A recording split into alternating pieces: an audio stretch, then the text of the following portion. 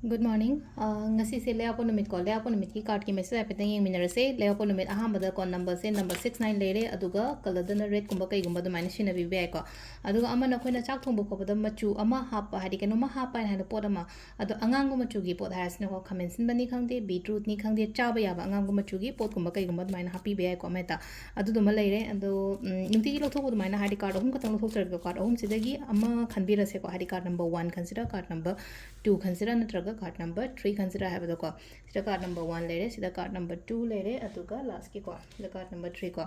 1 2 3 ko ohum se dagi amma khanbira se ko ahamba khanbangi nga se ahamba gi number 1 khanbangi yona hadi kari energies lakke ko ngasi yona kari message lakke habda pe nga se ko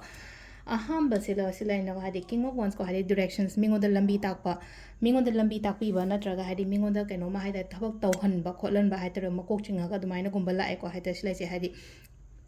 aina mingonda guide tawda samna habdi samna harbada hari thaba inkhang tawda oiro yumgi da oiro amma oiro hadi aina makok chingaga amai taraga hari direction gumba pibi be copy ba adumai taro le ko mind sam stable oigani ko aduga number 2 khan bangai number 2 khan bangai gi sina se leina ko sida lei se stability thabak to matam da haidi stable oi ko number 4 sam sengna haraga di ko number 4 se stable oi haiba gi athadi kai no hai kan se da akoina kaino ma taw matam da ko yam strictly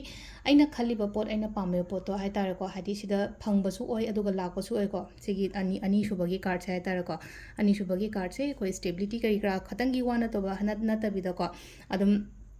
tauruba thaba inkhang gumbada aingonda phaba natraga haidi success gumba lakpa khopa sumai lei mina dinga mangano ko haidi aina chatoriba aina changjan doriba potse aina ngamda yade haibagi adugi confident amaga loina na dumai chatpi ba ko aduga number 3 ko number 3 sina mo aingonda khudong chaba ma hairi ko sida offer gumba kai gumba dumai la hairi basida haidi it's a big offer ni khangde kaino ni khangde ko smai taro haidi aina chatoriba aina chatkena khali thabak interview makta chalage kaina khalase ata adi aina chatoriba thabak sida haidi offer pibi rakot offer letter gumba kai gumba adum harase natraga hari atopa thaba macha masu oitaraga su engonda khudong chaba gumba lakpa maina oiri ko sisina ko gi card ki message le ko timing sina yuki pung 9 ga minute 3 tagi na 12 ga minute 13 phang le ko adagi pung amaga min yang khaide na 3 ga minute 30 phang le adagi mu 3 ga minute 30 de na 3 ga minute yang khai phang le ko adagi 9 ga minute 13 de na nongalam dagi pung 2 ga minute 3 phang ko sisina ko gi ngasi gi oina phaba timing ko adu sida le re ko gi